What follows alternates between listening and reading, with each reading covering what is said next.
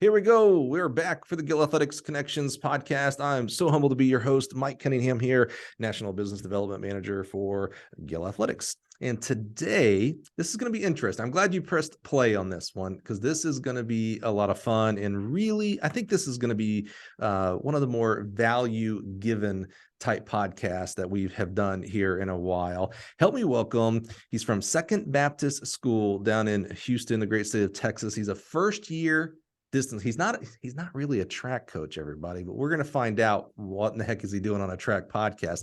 Help me welcome the wise, the wonderful Mr. Doctor. See, who knows what this guy is? Dr. Chris Hobbs. Chris, how are you, sir? Mike, thank you for having me on here. I love podcast hosts because you guys are just speaking so much life and energy into the life of your audiences. So thank you for what you do for coaches. I am really grateful that you brought me on. Yeah, this is going to be fun. And I didn't do this in our pre-interview. You went to doctor school and got PhD for a reason. Is it okay to call you Chris, or do I need to call you Dr. Hobbs, Dr. Chris? You can call me whatever you want. Just don't call me an idiot. Yeah. Okay. Yeah. Well, yeah. I always tell people I ain't trying to lose customers over this thing. So you're cool. We will not be calling you that. We had Dave Smith, head coach of Oklahoma State University, on the podcast a few weeks ago and learned that he also had received a PhD. So I was like, oh, I have to call you Dr. Dave now. Like that's a big deal. What is your PhD in? So I've got a doctor of education in educational leadership, but I wrote my dissertation on the leadership behaviors of athletic directors and how it influences the self-belief of their varsity head coaches. And so I got a lot of passion for particularly coaches in an educational setting. Awesome. And that's why you're here today. So Chris reached out. We follow each other on Twitter. Of course, everything leads back to Twitter for me. If you're not following me on Twitter, you might be one of the only people. So let's correct that. Head over to Twitter at Mike Cunningham, all one word, and let's get connected over there. So today, what we're going to talk about a lot of things that I think are really instrumental and valuable to coaches and to the development of coaches. So Chris here has an extensive, you already heard what his PhD and his program was, has an extensive background on leadership. He was an athletic director. So I think there's a lot of things for us to learn about the priorities of an athletic director and how that relates to a track and cross country coach. We're going to talk about, this is his first year. He dipped his toes in. He actually coached distance runners this year. We're going to learn why. It's kind of a really awesome story, actually. So we're going to get his take on how that went down this year. And then also because we'll learn he's got an extensive, successful background as a basketball coach. Well, we're going to talk about, are there any similarities? As you look at coaches and different sports and different disciplines, are there similarities, differences, and what can we learn about that? So Chris, with your background, first of all, let's maybe take a 30,000 foot level. Give us a little bit more background, what you do today. You talked about what your PhD, your doctor of education was in. Give us a little bit of a background on Chris and your background experiences that you've had. Yeah. So career long in education, 23 years in education. I'm a New Jersey native, and so spent a lot of time in education outside New York City, some time in the Washington, D.C. area, time in West Palm Beach, Florida, and now here in Houston, Texas. My parents are educators, so it's really the family business. And then for me, for the large portion of the first part of my career, athletics was a huge part of that. And so spent, I believe it's about 18 years as an athletic director, 17 of those years as a varsity basketball coach, and just really had phenomenal experiences, got to work with phenomenal people. And then those were kind of the things where I experimented with a lot of the leadership concepts that have led me now to do what I do now. And I'm the executive director of admissions, marketing, communications, and advancement for a fast growing school system here at Second Baptist School on the west side of Houston. I thought my athletic days were behind me. And then we'll talk a little bit later how I ended up coaching distance this year. But during my time as an AD and as a coach, if you do anything long enough, you have some real mountaintop experiences. You also have a lot more valley experiences. That would be 100% true for me. And so my mountaintop experiences, quite a few Coach of the Year awards as a varsity basketball coach. 2018, Coach and AD Magazine named me one of the top 40 under 40 leaders in sport industry in the country. And then 2019, I was named the BSN National High School Athletic Director of the Year. Wrote a dissertation during that time. I was the lead blogger for Three Dimensional Coach, For those of you that are out there familiar with 3D Coach, and I currently now sit on I'm a fellow at the Baylor Center for School Leadership, helping them with some thought leadership on general leadership in schools. And yet I keep falling back into coaching roles. And it was an absolute blast this year to coach distance runners in cross country season, and then here in the track and field season as well. Congratulations. First of all, a lot of great accolades that obviously were earned and deserved. 40 for 40, or 40 under 40. I have worked really hard. I've never gotten 30, under 30, 40, 40. So I just keep going to the next age bracket. I've got about 3 more years to maybe make a 50 under 50. And then the good news is the older I get, the bigger the number gets. So next decade, I've got 60 under 60. Well, I'll get there one day, man.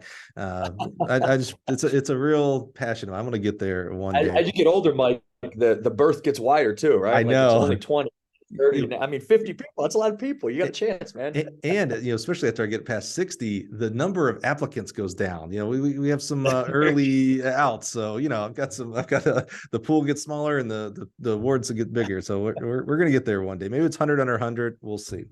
I make that same thread about masters track and field. I look at these amazing, really amazing 80, 90-year-old, 100-plus-year-old men and women who are, doing 100 and 400. I'm like, I think I can do that one day. And then I'm like, yeah, I can barely get out of bed now at 46. What am I even thinking about? Chris, so maybe, what do you think about, what if we start first on the athletic director side and talk about some of the things that you've seen? You weren't coaching track and field, but you oversaw track coaches and also oversaw football and basketball and tennis, etc. Maybe talk about, there's sometimes some frustration on the track coach level with our athletic directors. And sometimes that frustration is sparked by, we don't get enough budget. The AD never comes to the meets, but they're at every football game. The AD barely knows my assistant coaches' names, but has all the football coaches over for dinner. I'm making up things there. Let's start there. And that'll, I think, lead us into your passion and the avenue that you started going through with actual leadership training, like, as far as your education and things like that. So talk to us about an athletic director, maybe kind of clear up some misconceptions of what an athletic director does and their priorities and things like that. Yeah. The AD role, I think in the last 5 years, probably accelerated by the pandemic. I think the AD role is one of the roles probably in any industry that has evolved the fastest and changed the fastest over the last 5 years. We used to not even care whether or not our events were live broadcast. Now every single event, even on the high school level, feels like it has to be live broadcast. Social media used to be a nice little add-on, and now you've got to have full-blown social media strategies, not only just for your athletic department, but probably for every varsity program in your department. And that obviously is even more intensified in the collegiate level. So that'll just be 2 quick examples of how the role has changed from things that we didn't even worry about 5 years ago that now take up an enormous amount of time. And the things that ADs were worried about 5 years ago, they're still worried about. And so the job has really become incredibly robust. I think it's one of the most robust leadership opportunities of any position on any school campus. And then you throw in the combustible nature of competitive athletics on top of it, and you're going to have yourself a lot of fun leading. And so that was certainly my experience. As an athletic director, I would say I wrote about this for 3D Coach, about how important it is for athletic directors to get into the stream of their athletic departments. And if you literally think about jumping into the flow of something, and it does require discipline, but you've got to get out there and you've got to be with your people. I would also remind my varsity head coaches, who I felt enormously responsible to, that, hey, listen, there's one of me. I promise you, I love you. I care about the work you're doing, but there's one of me. And I believe at the time there's 26 of them. And I told them, if I don't know about what's going on in your program, it's not because I don't care. It's because you haven't come to me. And so that was kind of my way of reverse engineering to them, putting it on them. I want to hear from you, but there's 26 of you and one of me. So I will hear about whoever comes to me. And I always put it on my coaches to say, like, if I don't know about what's going on in your program, like, I want you to fix that. I want to know, but I want you to fix that by coming to me. And I would tell coaches, like, hey, if you feel like someone's getting more attention than you, I'm 100% sure it's because they're coming to me more than you are. And so in some ways, I would invite the chaos. And so that's something to think about as a track and field coach or a coach of any sport where you're a little concerned that maybe your administration's not paying attention a lot, I would be regularly including them on things that are very exciting. And then when you come to them with your request, or you come to them with your problem that you need resolved, you've greased the wheels by letting them know regularly all the good things that are going on. And so, and then all of a sudden it feels like your AD knows about everything because he's opened the door to feed you information. So that's kind of how it evolved for me. And that's where I got drawn into watching very closely some incredible coaches in the realm of distance running, in the realm of track and field, in the realm of swimming, in the realm of tennis. We had some incredible coaches that I was responsible to lead and supervise, and they were just doing outstanding work. And that's where my eyes were really open to how powerful the opportunity is that what I would call Olympic sport coaches, or maybe individual sport coaches, have the opportunity to impact kids. And it was awesome. Along the way, my son happened to fall in love with distance running. And so all of a sudden now it's a loaded situation for me where I better be paying attention because my kid's coming home every night talking to me about it. And so big shout out to Bill Mitchell, who is the cross country and distance coach at the King's Academy in West Palm Beach, Florida. He got a hold of my son about 7th grade. He ran a great program. My kid sipped the Kool-Aid, and my son CJ will go run on scholarship at Dallas Baptist University for Jacob Phillips next year. And it all started when he just decided to show up for summer running with our cross country coach. And so I've just had a wonderful experience with some wonderful coaches as their AD. So if you put your track coach hat on, help us understand. So in the sense of what the track coach is looking at and seeing at and interacting with the AD, help that track coach understand the AD a little bit better. What are maybe the top 2, 3, 4? You're right. In fact, I love that you brought up like live broadcasts. We had the director of NFHS Network, Mark Koski, on the podcast, a dear friend. He was a track athlete himself back in Albuquerque, so it was great to have him on the podcast as we're great partners with the NFHS. And, he talked about the NFHS Network and how, it was amazing how many football games, basketball games were being streamed. It was, unbelievable. Like you think that every college game is streamed, unbelievable amount of high school games are streamed. So you brought that up in social media marketing. That was awesome. But if you had to help a track coach understand, like, I'm frustrated, my AD doesn't do X, Y, or Z. What are like maybe the top 3 things an AD is prioritized? Like if I don't do anything as an athletic director, these are the 3 things I'm really going after. So I understand you want me to know every track coach kid's name or track kid's name and everything, but here are the top 3 things that, boy, if I don't do, we just crumble. Yeah. So I would put very, very high on the list, communicating with their coaches. And then the reason they're communicating with their coaches are 2. There's many, but here's 2. Number 1, to make sure that the coaches are all aligned to the mission of the athletic department, which ultimately speaks up to the mission of the educational institution. And so you're communicating, Patrick Lencioni would call them CROs, chief reminding officers. And so coaches are hired to have tunnel vision. And the athletic director's job is to help that coach synthesize their tunnel vision on their program with the greater reality of the athletic department, the greater good of the educational institution. And so athletic directors should really be communicating to coaches first about missional alignment, helping them get their heads up out of their tunnel vision, which they're hired to do. So it's not wrong that coaches have tunnel vision. The AD just has a job to help them look up every so again and see the entire landscape. And so for me, that was a huge priority to me. That looks like, weekly email to the coaches. That looks like regular one-on-one check-ins. That looks like, hey, how often am I present at practice? Practices were actually easier to be present at than the competitions. And it's the time where you get a chance to probably have a healthier interaction with your coach than during competition day. Emotions are high, you're busy, there's a lot going on. Hard to have authentic interaction with a coach on competition day. And so so for me, those were the priorities: communicate to the coaches. And then, the next priority that I had was, hey, how are we celebrating the pockets of excellence. In every athletic department, there's pockets of excellence. And this is a tidbit for track and field coaches. Track and field coaches, make sure that they may or may not read it. That's not up to you, but make sure that you're constantly feeding your athletic director information on the achievement of their kids as it pertains to where are their, let's say, their numbers, right? Like their distances, their times, their heights. Where are their numbers ranking in school history? That's a really easy way to say, hey, Jimmy just ran the 8th best time in school history between Texas mile split here in Texas, and athletic.net. Those two platforms, you can dig that information up in 3 clicks, and so communicate that to your AD, and it'll stir the pot and raise his awareness, put you on his radar, put your kids on his radar.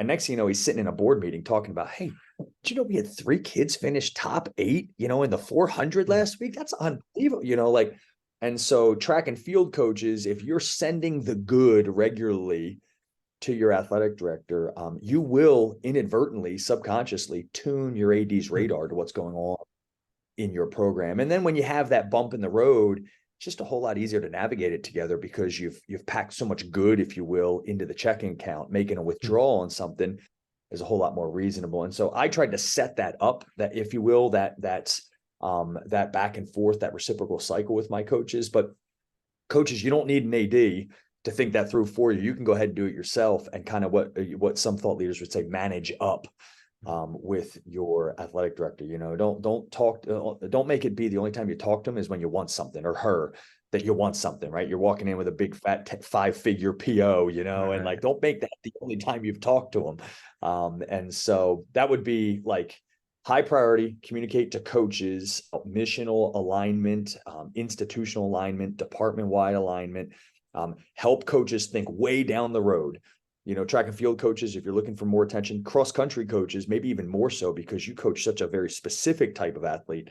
If you're looking for more attention from your athletic director, get to them earlier and earlier and earlier about your schedule, about your season needs, your purchases, your booster request. The earlier you get, early bird gets the worm. The earlier you get that information in, the more likely it is that you have the inside track to get in what you're hoping to get for your program. And so thinking down the road and then communicate the good. Those would just be some things that have gone in the past. Now, certainly there's some coaches hearing you right now, and in their specific example, they're like, yeah, I tried that. And I just my AD never said good job, or never even hit the reply button, etc. Would you recommend that you still do it? Because here's what I'm thinking is, a lot of times we create our own story, right? Like, hey, I emailed my AD the 3 times we set school records, I never heard back. He just doesn't care. He or she just doesn't care about us. When maybe the reality is, Mr. or Mrs. AD is extremely busy. It was in state conference meetings, whatever, blah, blah, blah. Has a personal life, by the way. Maybe things aren't going great at home, whatever, health, etc.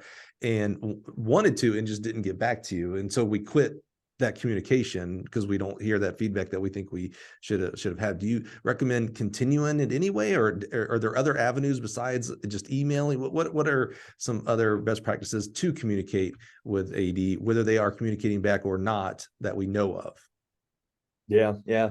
So Stephen Pressfield has a book called The War of Art, and it's really a book written to creatives, people that work in creative industries. So everything from artists to authors to content creators to public speakers, where you're crafting and creating. And so writing emails is a lot like that. Communicating is a lot like that. And he's got this concept in the book called never be afraid to speak into the dark.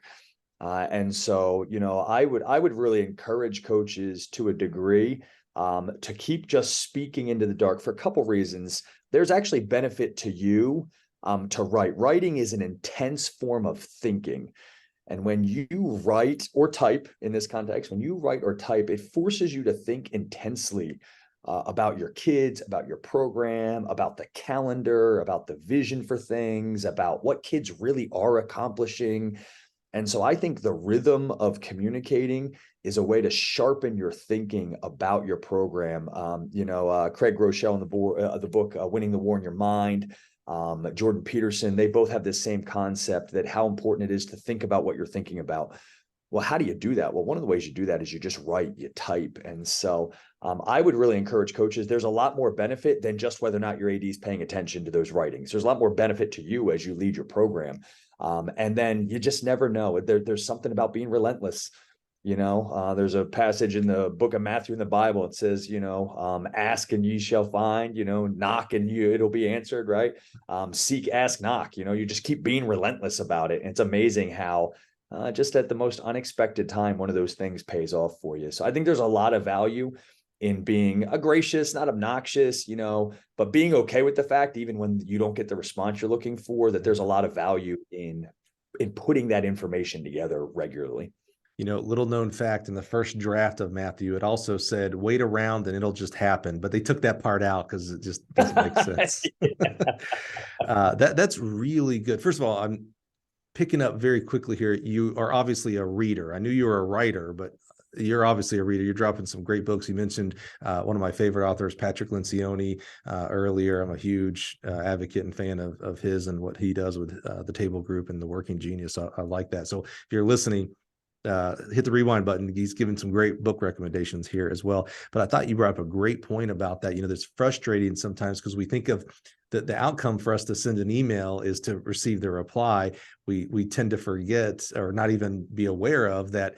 Some of the benefit we're receiving is putting our thoughts and actions down on paper, us actually writing it down. It's another kind of tactile way of thinking, if you will, not just verbally or in our head. So that's interesting. I like that. Never be afraid of speaking in the dark, because it feels like the dark. It feels like I'm just hitting send and AD just hits delete. I assume that's what they're doing, right? So I love that. So as you were going along in your athletic director career, and super hard, it's being an athletic director of, I'm gonna say of a larger school. So where there's some schools that have an athletic director and that's all they do. They're an athletic director. Where I grew up, it was the athletic director was the head football coach. So they oversaw everything, if you will. But as you were, and so you're doing athletic director while also coaching basketball. Those are two tough gigs there. As you were taking a step back from the coaching side, you had your coaching hat and coaching role, but as you put your AD hat on and, you were working to develop your tennis coach, your football coach, your track coach, et cetera, swimming, when and how did the thought of what is super important here? There's a lot of skill sets for these things, motivation, budgeting, scheduling, but leadership obviously came out as if I don't have leadership towards these individuals, nothing happens. Definitely doesn't happen at any kind of excellence. How did leadership become this passion and desire for you to help others and yourself? Yeah, I think there's probably a huge nature nurture, effect here. So my grandfather was a pastor, preacher. So it was very normal for me on a Sunday to be sitting in the sanctuary, and my grandfather's up leading people, speaking, directing, announcing. That was just a normal thing ever since I can remember. My father was to this day, he's I think 47th or 48th year leading schools. And so watching him lead literally every single day and watching him do it joyfully, he bounces out of the door to work every single day. He really does love what he does. My mother would like him to retire someday. I don't think he ever will. I think they'll take him out feet first. He just loves it, and so those two examples. And then I always seem to have been around really dynamic, strongly opinionated, clear thinking leaders. I think about the pastor of the church I grew up at. I did not grow up at my grandfather's my grandfather's church. And so think about that individual. My college basketball coach had a huge impact on my life. He really galvanized and crystallized much of what my parents had tried to teach me. I was just ignoring them, like every teenager does, and then all of a sudden my college basketball coach, he understood that sport is always about more than sport, and so John Amici just released a video that I just tweeted it out yesterday. I think John Amici was an All-American player for Penn State basketball player. He's actually an Englishman, big Englishman. He's now a social scientist researcher. He released a great video. You can go on my Twitter feed and scroll back a couple posts and see it, about how sport is a vessel. And it's up to the adults to fill the vessel with good or bad, and who benefits from that filling or who suffers the consequence from that feeling? The athletes, you know, and in many cases, the young people. And so sport is a vessel. I've been thinking about that recently. And so anyway, that coming together, my college coach, my dad, my grandfather, the men I was around, a lot of the people, the first administrators I worked under were just strong leaders, clear thinkers. And so there's been a huge nurturing probably that I just kind of assumed subconsciously. That's where you go. That's how you trend. And then, you throw that in with the ingredient of being really passionate about the sport experience in general. I loved it growing up, played a lot of sports growing up, played college basketball at a small college for a great coach that had impacted my life, and just dove right into all of this as soon as I could professionally after graduating from college and jumping into schools. And so that's kind of where the whole leadership thing comes from. The opportunity to lead in sport is so unavoidable. You just cannot coach well without leading well. And then I would say one of the great needs in anyone's life is the ability to lead themselves well. So every single person's a leader, if for no other reason you're leading yourself. And usually the best of leaders, usually, not always, but usually the best of leaders started by being really good at leading themselves. And so I just feel like sport is a petri dish for all of that. And so clear scoreboard gives you clear feedback. Scoreboards are just feedback machines. Track and field, is just one of the greatest examples of that because it's so individualized. You're going to get feedback every time you run. You're going to get feedback every time you jump because you're going to look at the time, you're going to look at the height, you're going to look at the distance, and that's going to give you feedback as to whether or not you're on fire that day, you stink that day, you're okay that day. And Lord knows that we have more and more intense ways of gathering feedback because of technology now. The way runners can track everything, because of the watches on their wrists, and like all the technology is just unbelievable. And so that's fast feedback. You better figure out how to respond to that pretty quickly and objectively if you're going to be effective. And that's a lot of what leadership is, just responding well to feedback. So that's probably a big, long answer to why leadership kind of sits at the forefront of everything for me. But before I continue with that questioning, though, we almost called the podcast the Gills Shout Out Podcast. You obviously have a really deep affection for your college basketball coach. What school did you go to and what was their name? Yeah, so I played at Baptist Bible College, a small little Division III school in Scranton, Pennsylvania. If you've ever watched The Office, I got to give The Office credit. Favorite show in the whole world. Yeah. And that really is what Scranton's like. And I played college basketball up there. It's now called Clark Summit University. It's changed its name since. Mike Shao was my college basketball coach. And he is still there to this day. He no longer coaches men's basketball, but he works on the administrative level for the university. And he was in town in Houston 3 months ago. We had dinner. He regularly will text me, "Hey, Chris, I've been praying for you, man." I mean, like I played for this guy 20 years ago. And he still tells me he's thinking about me and praying for me. This is the type of guy he was to play for when I was 18 to 22 years of age. And he has created an enormous tree, if you will, of men that are out there impacting the world. And they all give him incredible amounts of credit for who they became. My boss, Dr. Don Davis, played for Mike Shao. Our athletic director here at Second Baptist played for Mike Shao. Both my brothers, who are leaders in other parts of the country, played for Mike Shao. Wow. Dr. John Young, who's the AD at the largest private school athletic department in Ohio, played for Mike Shao. The list just goes on and on and on. The incredible amount of people that give him credit for impact on their lives. And so, coaches, you're someone's Mike Shao. That's exactly what I was going to say to you guys and gals that are listening right now, because I know sometimes it's hard when you're in the muck, when you're trying to get this dual meet going, you're trying to host this meet, you're trying to get your kids in this invitational, get through regionals, conference, state, college coaches are recruiting, you got all this mail coming in. Oh, and by the way, you're probably a teacher, so you're teaching and you have a life, a family, things like that. I know it can be hard to take that step back and think what you're doing is impacting people, but listen to that story. I mean, this is a coach. First of all, what a shout out to Coach Mike. I mean, producer of leaders is what he really is a coach of, and the people and the effect that he has, the affection. Did you see, I don't know if you're watching on YouTube, Chris's face when he said coach came down to Houston and they got to go out, like what you do means something. even to the kid or the kids that never say a word, you think are not listening to you. The positive impact that you make on these young people, both high school and college coaches, it is literally immeasurable. You cannot measure what you are doing for these young people out there. They look up to you. They're not always going to say it. Remember when you were 17 and 20, you didn't always say it to your coach and teachers either. You wish you could go back and you cherish the times you get to do it now as an adult. But these kids crave your leadership and your positivity and your mentorship. So I just, when you were telling that story, Chris, I'm just like, it moves me because it's like, because then I start thinking about my own coach. I'm like, oh man, I have not talked to Coach Schmidt in ages, and that guy did everything for me. And Coach Goss, I was like my father. And it's like, man, those people did have such an amazing impact. One more question before we get back to leadership as an athletic director towards coaches. You mentioned Twitter. I cannot believe I didn't have you give us your Twitter account, because you got to go follow Chris on Twitter, because that's where all life happens as far as I'm concerned, is on Twitter. Chris, where can we follow you at on Twitter?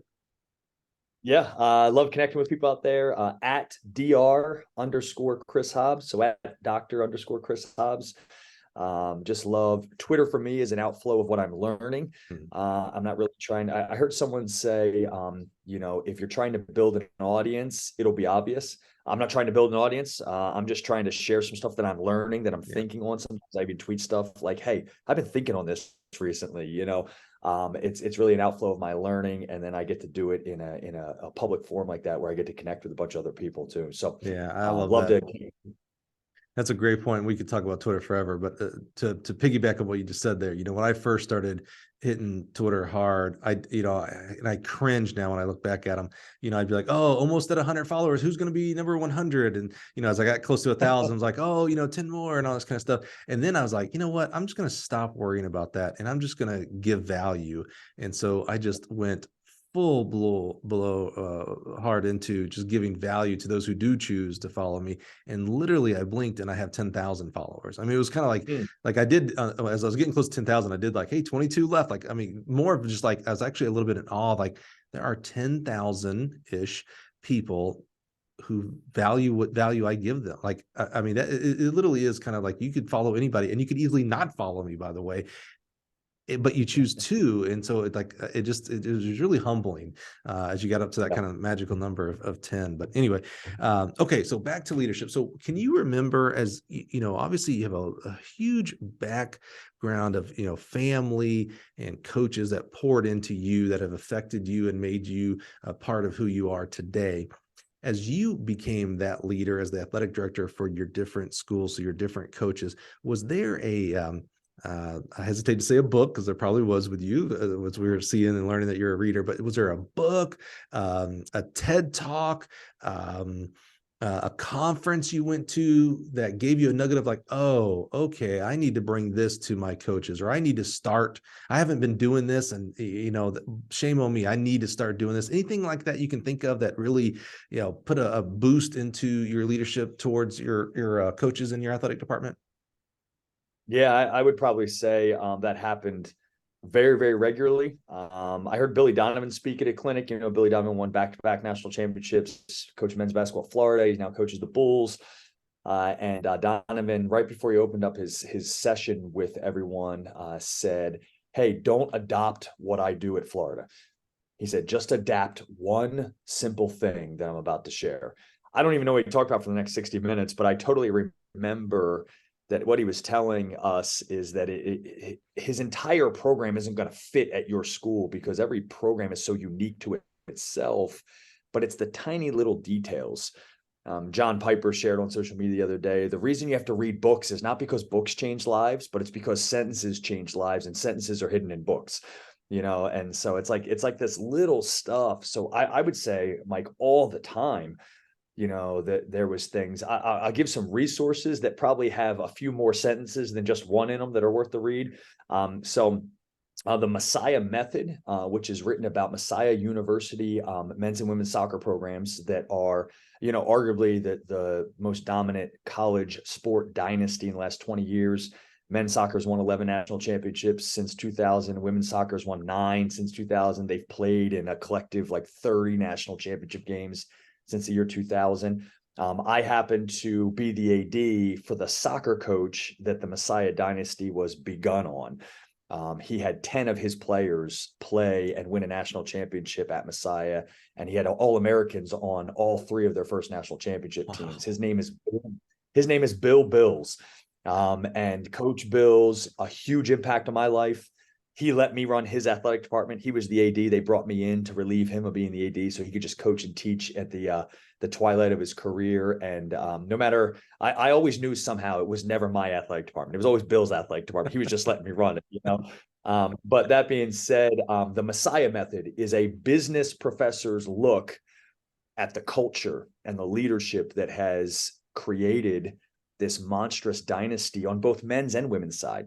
That is a tremendous book for anyone that's looking for a framework of excellent athletics programmatically.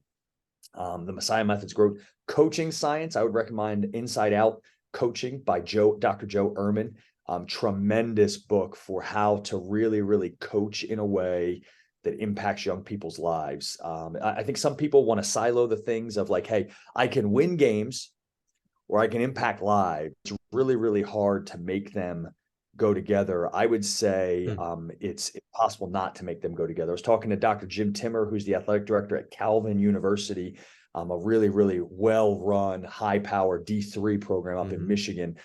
I pulled Jim aside and I shared with Jim my concern of like, hey, what would you do with a coach that's doing everything right, pouring into kids, recruiting, like learning, growing, growth mindset, like they're everything, and they're just not winning games. And Dr. Timmer says to me, he said, Chris, if they're not winning games, they're probably not doing any of those things, right? Like if you really believe in your process, it will produce, you know, if your process is right. And so Inside Out Coaching helps you kind of understand that. Messiah Method kind of helps you understand how those things integrate together and really should be reciprocal to each other, the excellence and the impact. Another one that's really, really granular, but I think coaches would eat it up is The Little Book of Talent by Daniel Coyle. Daniel Coyle is a New York Times bestselling author, wrote the Talent Code and then wrote the Culture Code. Great books, super fun books to read. He wrote a little side project called the Talent Code, or no, the Little Book of Talent. And that is like 49 tips on how to help people develop skill. From his research on high-performing people across every walk of life, musicians, artists, athletes, public speakers, like the best of the best. How did they get this way? And he wrote a little side book called The Little Book of Talent. You could pick that book every day, read it for 30 seconds, and you couldn't wait to go to practice and try and use what you just read in that little book. So those 3 books would be books I recommend a lot to people. Have you ever, and I kind of hope, I feel like you have when I say this book, but I kind of hope you didn't because I feel like I owe you a book recommendation. Have you ever read Lead for God's Sake? I have. Yeah. Okay. Great But, book. well, for just a second, I thought you hadn't. I was like, oh man, you got to read that one. Yeah. And of course, embarrassingly, the author's name is missing from my brain. More embarrassingly, because he's been a guest on the podcast. Yeah. He was one of the OGs. He was like episode like 44, 49. It seems like forever ago now. Todd Todd is that Gonger. That's exactly who it is. Yes, he was the keynote speaker at the USTF-CCCA. That's the United States Track and Field and Cross Country Coaches Association. He was a keynote there. He was friends with Brian Fetzer, another Gill podcast alum, who's now an athletic director in Cincinnati. And he introduced me to him. And text Brian right now. I met Brian last year. Brian and I talk all the time. No, is that right? Oh, yeah, that's awesome. Yes, I've been friends with Fetz for a long time. Love him, and he's doing, he was a phenomenal college coach. But I think, and this is kind of actually an interesting lesson for people as well. He was head coach at Virginia. He was at Mississippi State, Harvard, Cal Berkeley, Ball State. I mean, he was at a lot of great places and did amazing. It was a phenomenal college coach. Now he's pivoted to this high school athletic director, Cincinnati Christian Hills, I believe, off the top of my head, academy. And I believe he's still coaching track there. I would hope he's doing something for the track team there as well, but he's the athletic director. And I'll tell you what, he's found his calling. Like, he was, again, not taking away his college. He did many All-Americans, national champs, etc. He's really digging in and affecting society through affecting young people in a whole different light and prospering. He is doing an excellent job there. I love that you love Fetzer.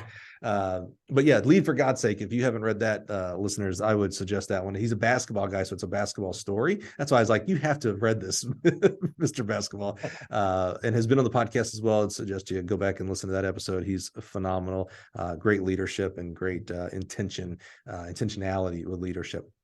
Okay, back to leadership here with an athletic director role, but I am curious about your basketball coaching. That's where the majority of your coaching sport was in basketball, correct?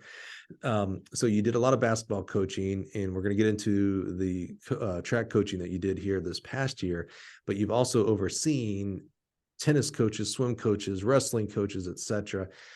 In track, we like to think that we are extremely unique, and we are. There's definitely a lot of uniquenesses in our sport as it relates to coaching and the different events and, body types. And, there's a place for everybody of all tallness, shortness, body types, et cetera, in track and field. So we like to think that we're hyperly unique. But as you personally have coached basketball and you've seen successful football, baseball, softball coaches, is there like a universal set of commonalities amongst coaching? Like, if you can do this, that translates to football, track, tennis, tiddlywinks, for crying out loud. Are there some universal commonalities amongst coaches, successful coaches?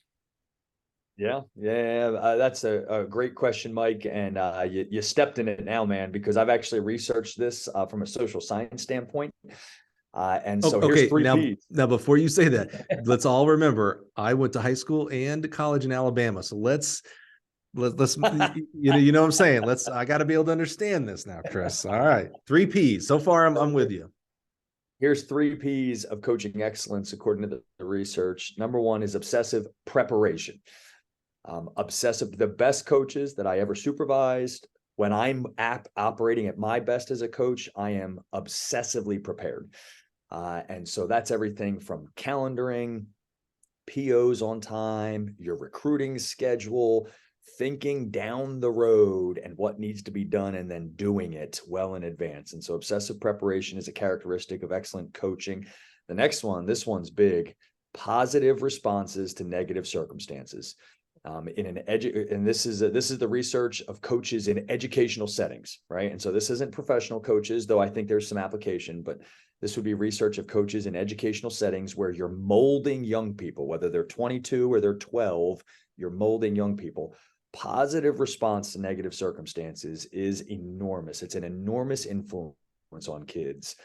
It's an enormous model for them to watch and to see. And so when that long jumper, that triple jumper, they scratch, 3 times in a row, and it feels like the wheels are coming off their wagon and they are just despairing of life.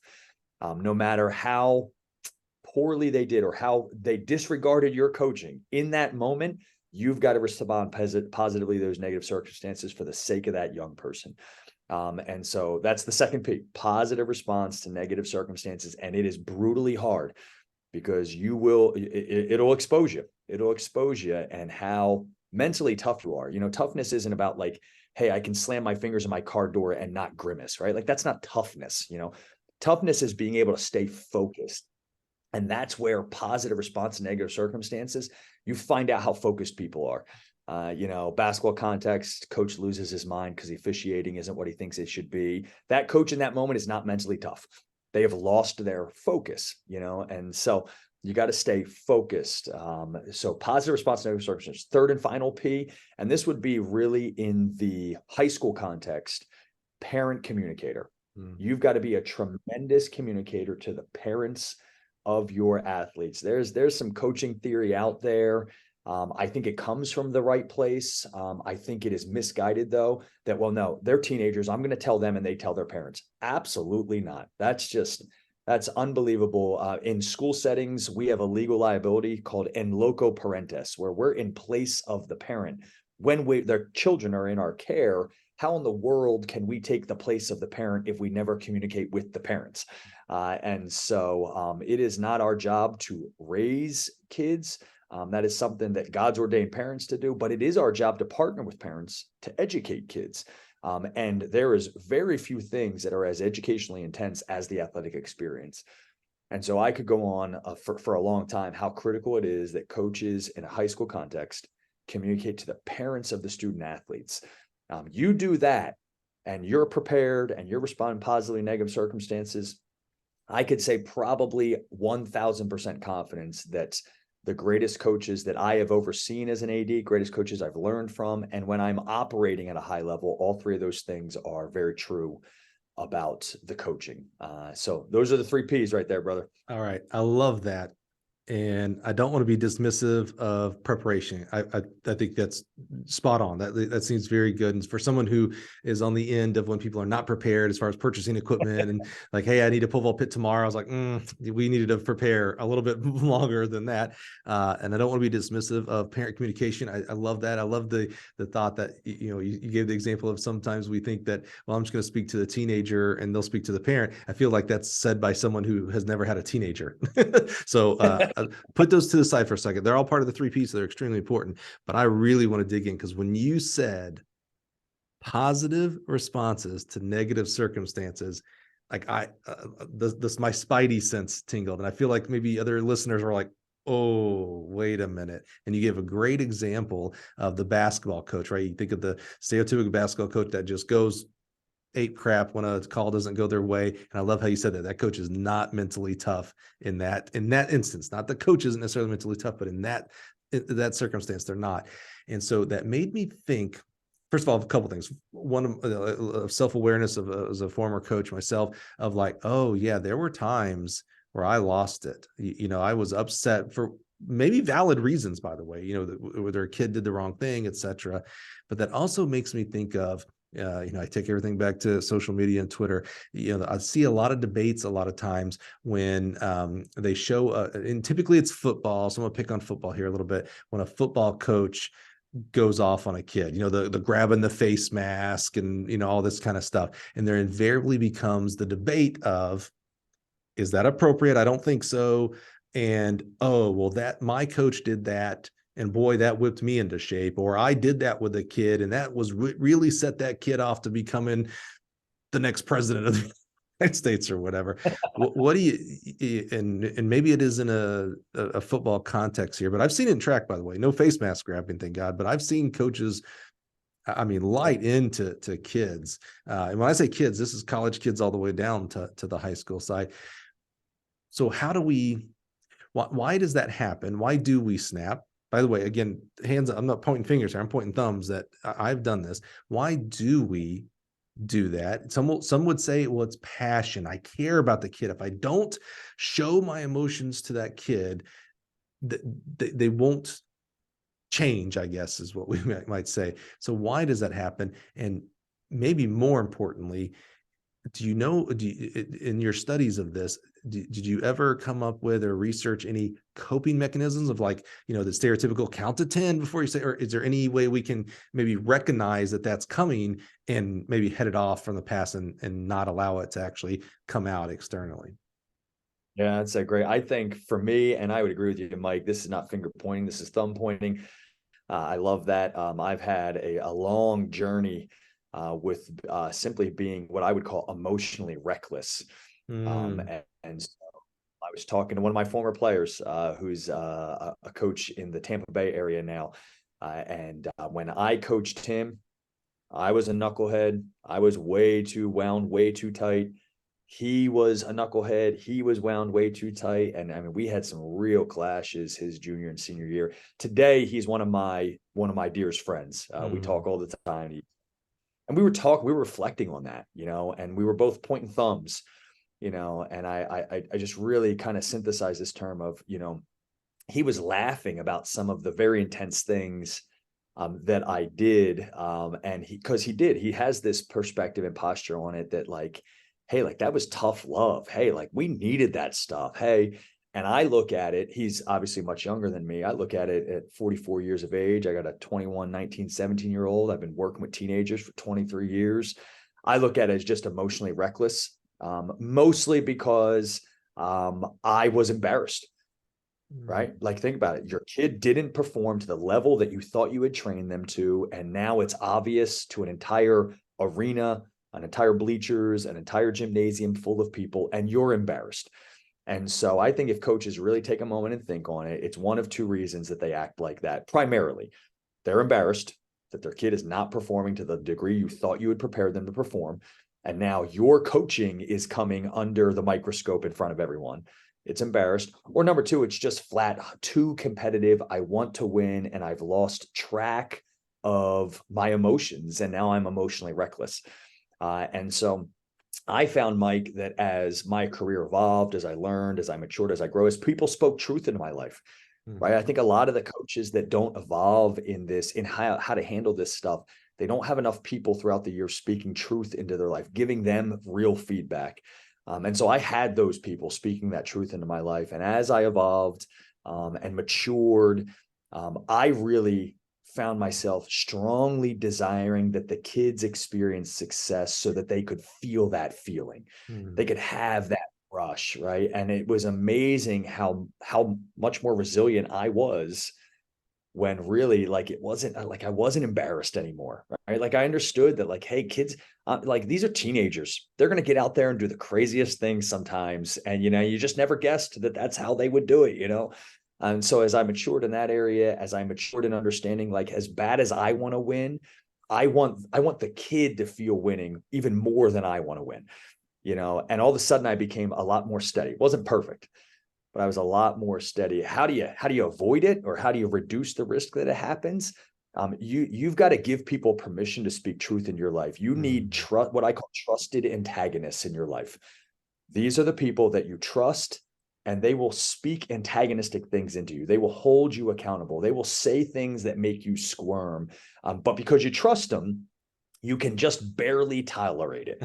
You know, if you don't trust them, you know, it's going to be hard. But, you know, and so I would, coaches, if you're out there and you're reflecting right now and you're thinking, man, I am still a hot mess in this area of responding positive to negative circumstances. I would ask you to reflect on, who have you given permission to speak truth into your life? Who have you pulled aside? It's an assistant coach. Maybe I love these. I'm gonna try not be offensive here, but you got these old folks every so often that love to just hang around your program, right? They've been in your community forever. They love it. They're always around. Let me tell you something. You pull some of those old dudes aside, some of those old gals aside, and you ask them what they're seeing, you will find immense wisdom in what they're seeing. You know, you ask them, hey, what do you think I could do better? If you were me, what would you do? You know, it's unbelievable. You know, they'll probably really crassly tell you, I'd stop yelling at the kids so much, you know, and like all that, like, that's important truth that you need to hear. So if you're looking to reduce the risk of responding negative to negative circumstances, it's really going to come through trusted antagonists speaking truth into your life long before those moments show up. And in that moment, you'll peek out of the corner of your eye and you know they're watching you. You know that assistant coach is watching you to see how you're going to respond, because they know that something just hit your hot button, you know. That can be important accountability in the moment. Yeah, I love that. Was a great advice about you know, these emeritus coaches that are hanging around, or and they don't have to be coaches. You know, they could be former teachers, parents, grandparents. You know, that's interesting. A key to that, I want to add on just a little bit, and you can challenge me as appropriate, is when you do ask that. First of all, that's super hard. Like, you talk about humbleness as being able to go ask someone, hey, so what did you think when you are watching? Like, I want to be better. So where can I be better? What do you notice? That's hard, first of all. And a lot of people, if they don't have the trust in you, are going to give you the cursory answers. Oh yeah, no, you're great. Oh yeah, no, it's, you know, maybe it was one thing. But being able to have the posture of listening, and then after they maybe tell you that hard truth, thanking them. Like, oh man, first of all, appreciate that you trust that I would respond correctly enough that you would tell me that you would allow yourself to be ready for me to blow up on you if I respond to this incorrectly. So first of all, thank you for trusting in me, and thank you for, like, wanting me to be better. And then going out and either making a change or not, because not all advice is, the right advice, but, being able to have that stature of listening and thankfulness and gratefulness to the person, and not just giving you the cursory, like, oh yeah, you're great, you're doing awesome, whatever, is important, add on with that, or people are just going to never give you, speak truth to power. They're never going to give you, the truth on it. And that means you're never going to get better. So why in the world did you even ask, at that point? So I love that. The other aspect that I was thinking about there, Chris, as you were talking about that, you're talking about, you said teenagers and they're knuckleheads, they're going to do, what they do because they're teenagers. And I find sometimes in conversations with coaches that we forget that we were teenagers at one point, and we probably definitely did at least one thing during high school or college, that we look back and we're like, yeah, coach probably wouldn't have liked that if they would have known about it, he'd done it, right? I think about, I have a good friend who's a track world person, Justin Gatlin. And he and I both have children that I have a 6th grader, he has a 7th grader. And I was at an event with him and his wife, and his wife was asking me questions about, because we have similar age children. It's like, hey man, does your boy do this, blah, blah, blah. And I was like, yeah, he does. And, I can't believe, why, and da, da, da, da, da. And Justin comes up, and this was odd for me because I've known Justin since he was like 17, 16 years old. So he's still, even though we're not that far apart in age, he's still a kid to me, even though all the accolades, gold medalist, world record, all this kind of stuff, he's still a kid to me. And he comes up and we bring him into the conversation, and he goes, yeah, sometimes we forget that we were probably that exact same way at their age. And it was one of those where was like, oh, dang. I was like, he's right. And then I was like, but you're a kid. How are you giving me this advice? Oh, wait, no, you're a dad. You're a father now. Like, this blows my mind. But it was one of those, it's like, oh, sometimes, even though we're working with 14, 15, 16 years old, 20, 21, 22-year-olds in college, we have to have grace that, they're going to make mistakes. They're going to do things that we don't agree with. Again, we probably did something very similar. We're not angels ourselves, and look where we got to. So it's not the end of the world because they make this terrible, no good decision.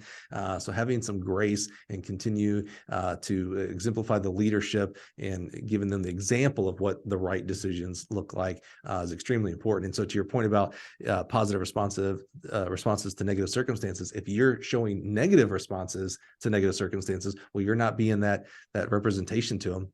They're actually, you are being a representation to them. They're saying, oh, wait a minute, I look up to coach. Look what he or she does. That must mean that's the way to act. I could do that then, because that's what I want to be one day, or I want to be like that person. So you're being an example one way or the other. I think to your point is let's be more positive examples than negative ones to these young people. I love it. So Chris, jump into this year. You have been an extremely successful basketball coach, AD of the year, 40 under 40, which I'm totally not jealous about at all. And then this year, you find yourself, you've been around a lot of track coaches and distance coaches, but now you find yourself, well, how do you find yourself? What are you doing coaching track and field distance runners this past year? Tell us about that. Yeah, so we moved to Houston, Texas 20 months ago, and had a coaching change taking place in our athletic department coming into this school year.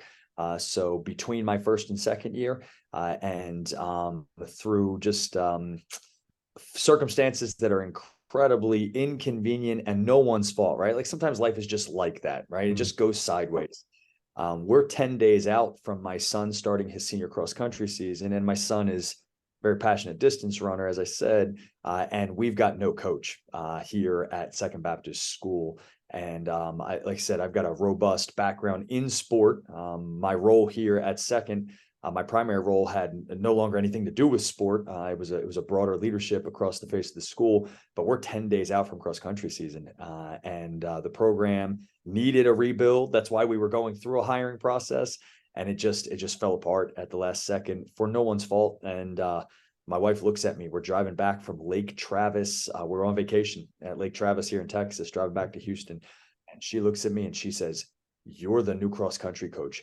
Go tell the AD." And so had it entered your mind at all? No, it really hadn't. I'm thinking kind of like institutional organizational leadership. How are we going to organize the pieces? How are we? Right. I'm not thinking about personally jumping in. She said it, and it really, under the circumstances, was the only solution. And so, like I said, I knew enough to be dangerous. I certainly know how to develop culture and get parents pulled in and get stuff organized and get kids excited. I know I'm mind-numbingly persistent and consistent, and so that bodes well for practice every day and practice planning, and so the void for me. So I dive in. Next thing you know, we're sending out an email to the entire school community, that I have accepted the role as head cross country coach. I thought my coaching and my athletic directing days were way behind me. And here we are back again. And man, what an amazing year. I just knew what best practice for the most part looked like in distance running. And we just dove in. Now I got to give a couple shout outs here. So Greg Copeland. Greg, who had an incredible run as the cross country and distance and track and field coach at Valor Christian up in Colorado. Greg was like my virtual assistant coach because I really didn't have a great handle on the science of this, the programming of it. I gobbled up Jay Johnson's stuff. I gobbled up Dr. Jack Daniel's stuff as fast as I could. I've got a master's degree in sport coaching, which includes a lot of work in like biomechanics. And so like I could understand what they're saying. I just couldn't really understand it well enough to program it and to like teach it to others, like that's the ultimate level of understanding. And so Greg was a huge lifesaver for me. I talked to Greg probably 3 times a week. And he really, really helped me make sure that scientifically I was accurate. I was good in helping these kids move forward. And I had this wide spectrum of kids. I got my son, who's in year 7 or 8 of his distance running career. And at that time, he's being recruited by probably 12, 13 different schools to go collegiately run. And then I've got kids coming onto the program who've never done this before, ever in their lives. They're just trying it out for the first time. And so how in the world do you create an atmosphere where you can help such a wide spectrum of performers achieve and enjoy it? And that was the great leadership challenge that I willingly embraced. Greg was great. Huge shout out to Greg. Wonderful, wonderful man that loves kids, does it for the right reasons. And he's a heck of a distance running coach. And then Bill Mitchell, who I've already referenced. I talk to Bill all the time as well. Was my son's former coach before we moved from Florida to Texas. And so Bill and Greg really propped me up on the science side of things, and then the daily energy and all that I can run. So anyway, that's how I ended up doing it. We did almost 40 weeks of training between cross country season, a winter running program, and then track and field season. And it ended up being a huge blessing. I loved it. I learned so much, loved these kids. My son, who had a monster senior year after a really challenging junior year, he had a monster senior year. I got to know our school at a deeper level because of the wide array of kids that particularly track and field draws in. You draw in your explosive athlete, you draw in your first time kid trying it, you draw in your kid that thinks they can just jump, you draw in your strong burly kids that throw things, you draw in, my son is a distance runner, so I can say this, the weird distance runners, like you draw in all these kids and you get to know all these kids and all these families. And so for a guy in his second year leading kind of at a global level, it was a great way to deep dive on our community. So we just wrapped it up. What a blast it was. I would never have chosen to do it, but man, am I glad that I did it. It was great. It was a blast. So someone from the outside, you hadn't coached cross country and track and field, but again, extensive background in basketball and other sports leadership.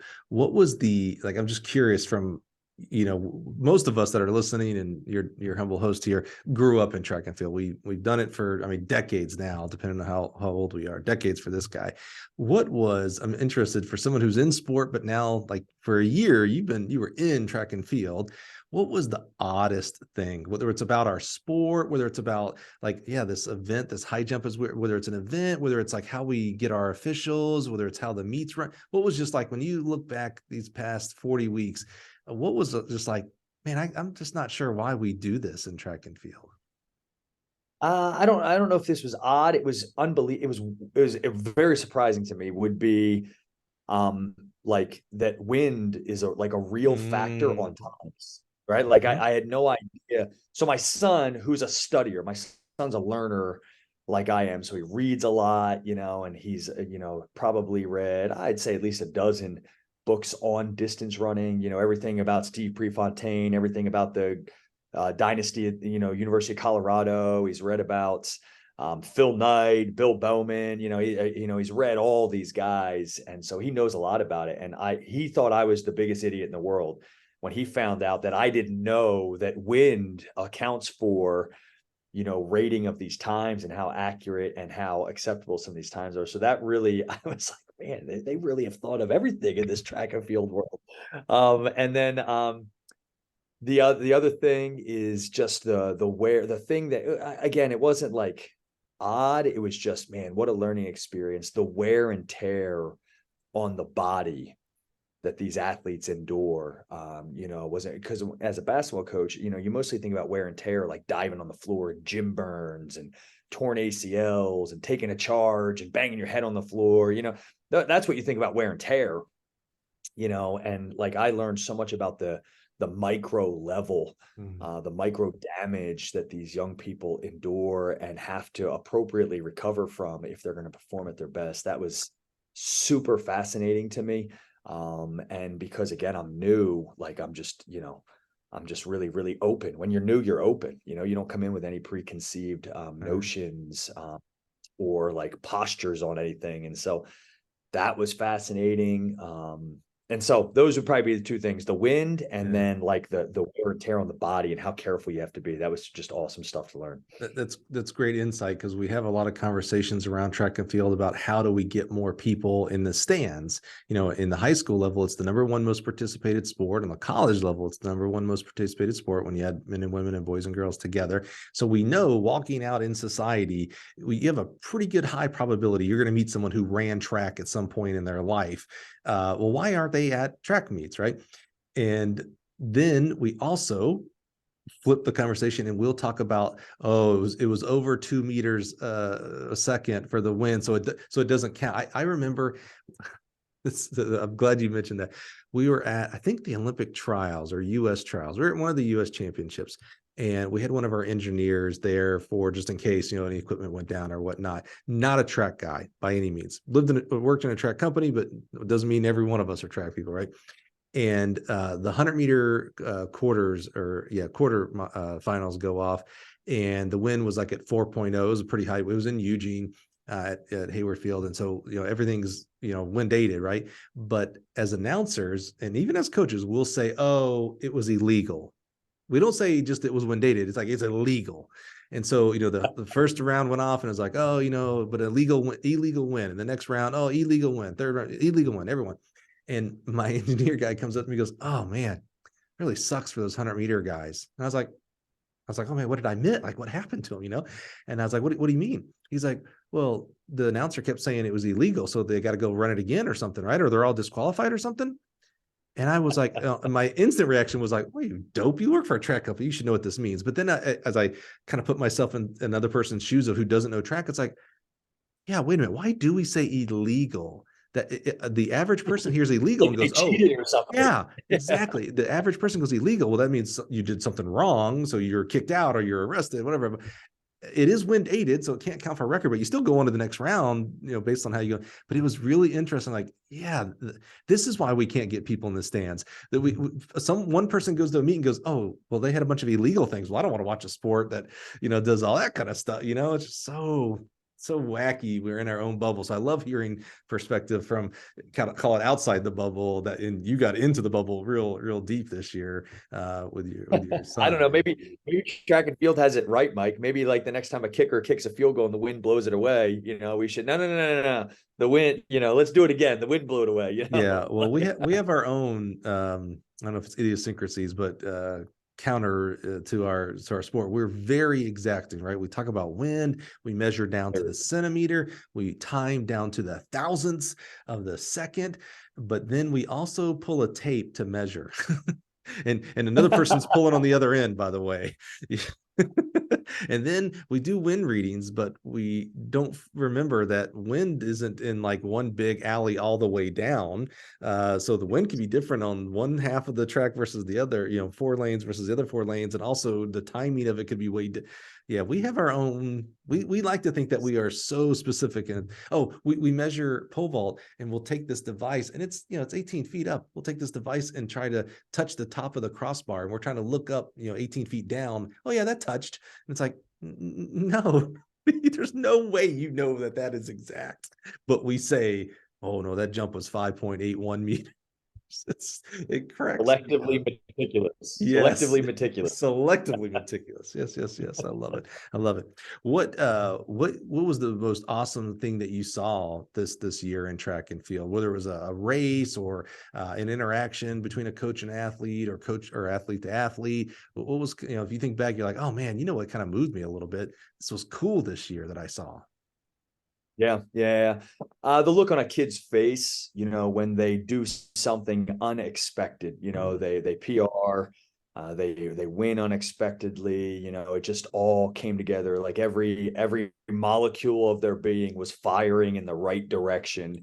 And they did something spectacular. That's just so fun. Almost always you can correlate it with relentless training, and so in that moment, coach, it's really important. Don't celebrate their talent. That undermines their growth mindset. Don't celebrate their skill.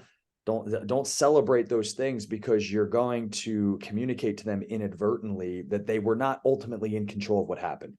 It's the way they got made them, or it was the way the sun was that day, or whatever it might be. You really want to celebrate their work that led to it. Dr. Carol Dweck talks a ton about this in her book Growth Mindset. As does Dr. Angela Duckworth in Grit. Both those books, if you're in the field training young people, both those books are really, really valuable. And they've got a lot of sport and educational context to them. But they both say, when your children, or in this case, your athletes, accomplish something, you make sure you highlight and celebrate something they were in control of.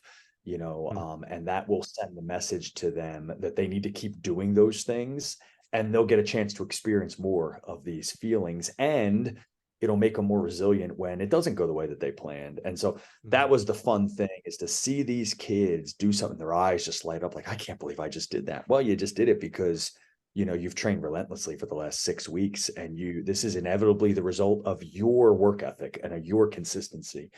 And so those were really, really, really fun moments. We had, again, like we were rebuilding the thing. And so, like I said, I had my son on one end of the spectrum, and I had all these brand new young kids on the other end of the spectrum. Every single one of our cross-country runners, which was only 9. So don't think I'm running this monster cross-country program. We're literally building it from scratch. Every one of our cross-country runners, my son, all the way to our youngest kid, PR'd in the district championships in the fall. And that was super fun. Like they're just all looking at each other like, I can't believe we just all did that together, and they had been relentlessly consistent. We talked about the consistency is a superpower. So that was a fun thing. That's cool. Help me work something out, because something you just said there struck a chord with me, and something that I'm kind of relentless and passionate about.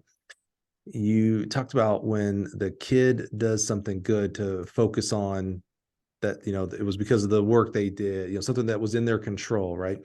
And what that made me think of is on the athletic side, on the athlete side, maybe, I don't know if this is track and field or other, so let's stick with track here.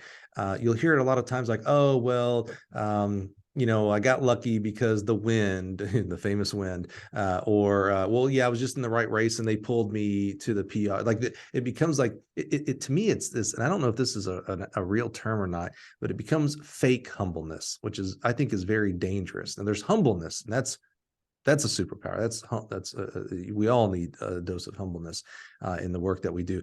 Fake humbleness is not, some ability, God-given ability, or the ability that you've done through training and hard work. You dismiss it by saying, "Oh, I got lucky," etc. Here's where I hear this in the coaching world. This is really interesting. Both ends of the spectrum here. I will hear coaches, rightfully so, talk about, hey, if you want to be a good coach, in regards to the X's and O's, not the leadership here. You need to go to clinics. You need to talk to other coaches that are smarter than you. You need to work on your craft, become the best coach that you can become, because or you can't help kids. That thumbs up. That seems right. I know that's right. And then I promise you that coach will turn around and someone will give them a compliment. Hey, congrats on the conference champs. Congrats on the state leader, whatever. And they will say, it's a very famous saying in the track world, I'm just the bus driver. That's good. Meaning it ain't what I did. They're the ones doing it all. I just drove them to the track meet and they did it. To me, that is fake humbleness. You are dismissing the preparation that you put in for the athletes, the work that you have done, etc. Yeah. I don't know where the question is here, if it's just why, but why do we do that? Why is it a fear of too far to the other side of arrogance? Someone gives you a compliment, you're like, well, that's right, I did do this training and blah, blah, blah. That's not good either. I'm not saying that that's the way to go, but why is it so hard? Maybe here's the question, Chris. Why is it so hard when we receive a compliment as a coach specifically for us to say, thank you? That's good. That's good. I think probably most coaches, really the entire sport world gets a bad rap because, you see the one parent fight at the AAU tournament on Twitter, and you forget that's an anomaly. That is not happening at every single tournament. In most instances, there's wonderful coach. You see the coach going on a tirade on a kid, throwing a baton across the infield, acting like a fool. And that's a reality of living in today's day and age, that we will see that because of social media. Mm-hmm. But that is an anomaly. Largely, coaching is an altruistic endeavor. You are in it for the good of others. You might love the sport, you might love the competition, you might love a coach that had an impact in your life that made you fall in love with it. Those things will be true, but the outflow of those things speaking into you is that you would like to do the same thing for a young person. You would like to give them an experience that you yourself had, or in some cases you yourself didn't have, and you always wished you did. You're going to turn around and make sure the kids get it as much as you can control it. And so I think it's altruistic in nature. And so I do think there is a posture of deflection as a result. You deflect that. I do think that it's important for the kids to see a leader deflecting the credit, sharing the spotlight. I do think that's important. I also think here's probably the actual answer to that. How do we manage that? The people that are hiring coaches, in my opinion, should be very, very good at celebrating coaches. Because these high-powered coaches on all levels, dynamic leaders, they're super passionate, they're sacrificial, they can do everything except celebrate themselves. They can't celebrate themselves. You just gave a great example how awkward it would be if a coach literally accepted the credit on an interview and said, yeah, I have worked really hard and I really know my crap. It just wouldn't ever fly that way. It's the one thing they can't do is celebrate themselves. And so, if you're an administrator at a school, if you're an athletic director, if you're in a position to hire and place coaches, I would strongly encourage you have a strategy in your mind for how you're going to celebrate those coaches, because it's the one thing that they can't really do for themselves. Everything else they do for themselves. That's why you hired them. They can't do that. And so I think that's ultimately the answer to being okay with the fact that they're going to deflect the praise to the kids in that moment. I tell you, it has changed. This is with no hyperbole. This is episode number 209. So I've had 209, including you now, Chris, coaches. Actually, it's more because I've had coaching staffs on here. So, we're probably 300 coaches that I've been able to speak to and very in-depth. I've said this before, this is not an easy podcast to listen to. This ain't your 20-minute podcast, 30-minute podcast. These are, minimum, we are typically an hour. We're on the hour and 20 mark already right here with you, Chris. So these are harder to listen to. You got to be intentional to listen to an hour or 2 hours for coaches. And it has changed my life over these 200 to 300 coaches to where, we started this podcast to uplift and honor track coaches and what they do for young people in this society and what those kids end up becoming positive members of our society. And, I end every episode the same way purposefully of being able to thank the coach. Like, hey, I represent hundreds of kids that didn't say it to you, hundreds of parents that didn't say it to you. Because, for me personally, and for all of us here at Gill Athletics, this doesn't exist without coaches. It just doesn't. None of this happens without the coaches that are out there. And it is an unbelievable joy to show gratefulness and to show thankfulness and to speak it outwardly. One of the great honors last year, so 2022, we kicked off that season with Boo Schexnayder, great coach at LSU. And during my coaching career, Boo was my mentor. He poured into me, and he was just, I am who I am because of Boo and his education. And so kind of like when you talked about Billy Bills, what great name, by the way. Thank you. That's an easy name to remember. I appreciate that very much. To be able to speak back to, your coach from up in Pennsylvania, it's a great responsibility. And so to be able to tell them, like, hey, I probably have never said this, or I've said it in cursory and you deflected it, but now I get to do it in a very public stage here on the podcast with, lots and lots of listeners and watchers, and say, thank you. You made my life better. You are one of the pieces of the puzzle that have made me who I am today. And that is where I want, to your point about, if you're going to hire coaches, be good at celebrating coaches. I think there is some self-worth of us as a track coaching body of celebrating each other. Now, I have seen, and this is different from when I coached, back in my day when I coached before social media, we were more adversarial. And now with social media, it's much easier. And maybe we weren't adversarial. And to your point about, we just get to see things now because of social media. All this stuff probably did happen, to your point, that people fought at track meets 100 years ago. We just see it now because they didn't have Twitter 100 years ago to film it, right? So maybe we weren't like this, but on Twitter, there is this amazing social media on track coaches is amazing uplifting of each other. I'll see coaches that are in the same conference. Man, you're doing a great job with that athlete. They probably recruited that athlete and lost them. So to me, it's always like, wow.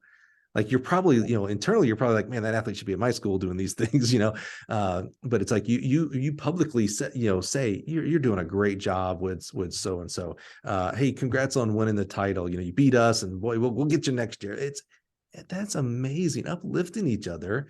Like, that is the abundance mindset, right? Like, it's, gratitude and thankfulness is not a piece of pie. So if you get a bigger piece, that means someone gets a smaller piece. It's this amorphous, there is no end to it. So gratefulness is amplified. There's more to it. There's more for us. It does not take anything away from you if someone else gets thanked and shown gratitude. So let us be the catalyst to show that gratitude and thankfulness.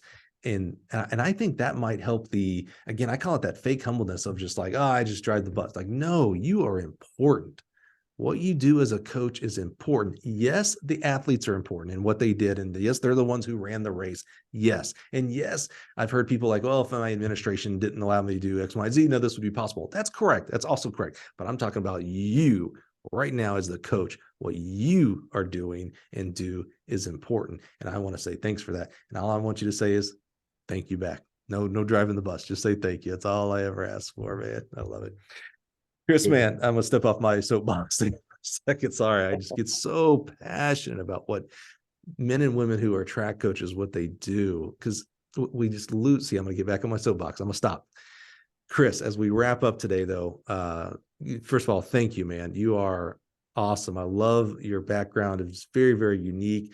It's very uplifting. Leadership. It's not physics. It's not chemistry. It's not math. But man, it's important, and it's harder to write the equation of leadership. It's hard to put words and visualization to it. And I'm so grateful that you chose this as like a calling for yourself in what you do, which makes it harder to have an interview like this sometimes. To be able to talk like this. So I want to make sure that I'm giving as much value as possible to our listeners. What's something that I didn't ask you that I should have, or what's something that I missed? What's something else, if there is anything that you're like, hey man, make sure we talk to listeners about this. Yeah. So obviously, Mike does a great job on this podcast. And so Mike, you shared with me some notes in advance. He gave me a chance to think through some things. And so here were some lessons that either were reaffirmed in running a track and field cross country program, or they were new lessons that I learned this year that are unique to this wonderful sport of distance running that I've been coaching. So the first one is consistency. Consistency is a superpower. And you might say, well, Chris, what should I be consistent about? You should be consistent about everything. Your kids need to rely on you. Mental health is a real thing nowadays. Emotional health is a real thing nowadays. Our kids are over-connected, over-informed, they're stressed, and that there's nothing changing that. That is the reality of living as a teenager in these modern times. They need consistency in their life. And so they need a coach that shows up consistently with a positive emotional posture every day. They need a coach that shows up on time every day. Start practice on time every single day. They need a coach that ends practice on time. I heard a great coaching tidbit once. When you start on time, you show your athletes that what you're about to do is important. And when you end on time, you show your athletes that they're important.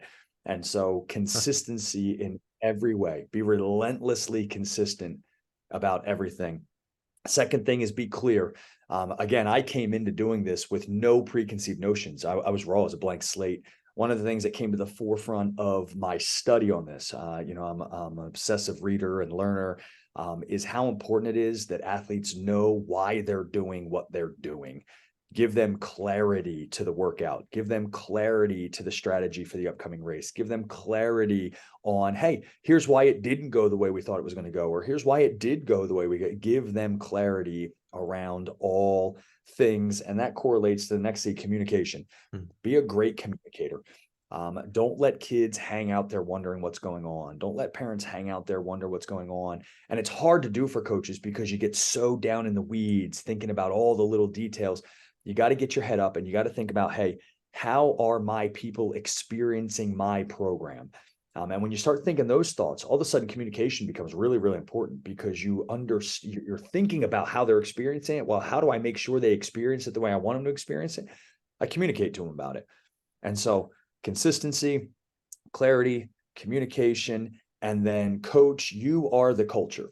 I was listening to the Maxwell Leadership Podcast driving into school today, and one of the hosts talked to how important it is that leaders live the values. You are the living, breathing culture. And so if you don't like your culture, I would start really reflecting on what are your behaviors. Like Mike wisely said, this is not finger pointing, this is thumb pointing. And so coach, you got to live your culture. If you want a culture of resilient athletes, you yourself have to be resilient. If you want a culture of disciplined athletes, you yourself have to be disciplined. If you want a culture of unselfish athletes, joyful athletes, then you yourself have to be unselfish and joyful. And so, coach, never underestimate that you are the lived culture. It's not about you. I don't think there's almost any coach listening to this podcast right now that thinks it's about them. But coach, it does start with you.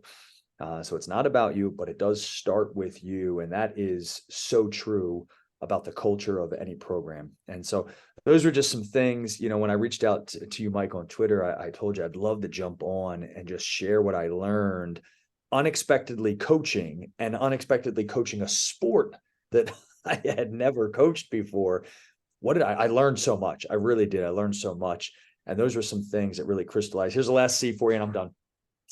The Northern Arizona University has a mental conditioning coach for their obviously world-renowned distance running program. NAU is, like the Alabama football of distance running right now in the college rank. And so they have a mental conditioning coach. Her name escapes me. Go look her up. I'm sorry, I can't remember her name. But I was listening to her on a podcast, and she talked about how when she gets runners, I want you to think about the type of athletes that Northern Arizona gets as freshmen, right? You're talking, they get the best distance runners in the country as 18-year-olds. The number one thing she has to teach them is not to catastrophize their workout or their race. And it's a word she made up. She admits, I made up the word. But how quickly a young person's mind goes to, hey, I don't belong here. I don't deserve this. I didn't work hard enough. I'm not talented enough. I'm not this, I'm not that. They begin to catastrophize. I should quit. I should never do this again, right? Like they catastrophize. And I think track and field is a unique sport that pushes kids into that mental framework more intensely than others because you're out there on your own in most instances. You don't have a teammate. And every time you compete, you are going to spill your guts. right? There's no such thing as competing in track and field and not spilling your guts. It's the nature of the sport. My son, who's been doing this forever, I've never seen him finish a race and he looked normal. Every race he finishes, he looks like he's about to fall apart, right? Like that's just the nature of what he does. And so to catastrophize things is so easy. And yet she goes on to say in this podcast, 99% of the time, you're catastrophizing and it's a total lie. You do belong there. You did work hard enough. You are ready for this. It's going to be okay. You shouldn't quit. Keep going, right? And so she's got to train. How, if that's true for 18-year-olds that are the best of the best being recorded in Northern Arizona University, how much more true is it for every single other kid that's being coached in the world of track and field? Wow. Don't train your kids not to catastrophize anything, because we live in a day and age in which the information they consume, it's so dramatic, right? GOAT, greatest of all time. They call everything GOAT, right? Like every reaction is extreme. And it's true for me too, right? Like I'm not pointing fingers at kids. Like I'm in this culture too, you know? And so don't catastrophize anything. So those would be the C's of the learning that I've done this year that have been really just a wonderful experience for me. I love it. Last question before we head out for the day. So, Chris, you've given us a lot of great books today, and maybe it's because I am a reader, so I always try to like have a book recommendation in there. What is the GOAT? What is the one book? If you've given us probably 5, 6, 7, 8 books, and it may be one that you mentioned, and maybe it's one that you haven't mentioned. If we were going to go out right now, we're gonna hit pause on this podcast because we're at the end, and we're going to run to our library or to Amazon, and we're going to get one book that you would recommend for track and field coaches. What would that be? Oh, for track and field coaches. Okay. All right. Specifically for track and field coaches. That doesn't mean it has to be about track and field. We mentioned a good friend of mine, Jay Johnson. He was in the book Running with the Buffaloes. You mentioned that book earlier. Jay's another great Twitter follower by the way, specifically 800 meter and up. But Jay's just great. I coached in the same conference as him way back in the day and was just enamored by him. And he's an amazing human being. So it doesn't have to necessarily be about track, but when your audience here right today is track and field coaches, it could be a leadership, but what is just one? It's impossible to ask our people to go out and go get 5 books from the library right now. So they're going to go out and get one. What's it going to be, Chris? Yeah. Coaching leadership, I would say go read The Motive by Patrick Lencioni. Really, I should have read it 20 years ago. I literally just read it in the last year. And of all the books I've read, I never came across it for some reason. And I finally did this year, and it's really turns upside down the intense responsibility it is to lead. It really isn't a privilege. It is an intense responsibility. You are going to sacrifice the most. You are going to take the biggest beatings more than anyone else on your team. You are going to have to work longer than everyone else. Leadership is not a privilege. Leadership is an enormous responsibility. And the privilege is what your people get to go out and do. And so in this context, what your kids get to do. That's the privilege, setting them up to go out and do that. But man, you've got to bear an enormous responsibility. And so The Motive is like a modern day parable on a young leader coming to this learning of this is not a privilege. This is an enormous responsibility. And so that's probably one that I really almost bemoaned reading it so late in my educational career so far. The Motive by Patrick Lencioni, which I was so glad that you picked a Lencioni book, because again, huge fan of Patrick Lencioni and what he does at the Table Group. And one of the things that we're going through here that I'm leading with our company is The Working Genius by Patrick Lencioni. Yep. And we've done Ideal Team Player, 5 Dysfunctions of Team. He is, and his team is phenomenal. So I love that was your example. When we started today, a little bit over an hour and a half ago, I told you, I was like, there's going to be chock full of value today. And Chris, to use a baseball analogy, you hit the home run. I mean, just so much value for those who choose to listen today with the podcast. And there's so much more to explore. I want to know, do you have a podcast yourself? I do. I'm a little embarrassed because it's like an 8-minute leadership thought, comes out every Sunday morning. It's called Bite Down and Don't Let Go. Okay.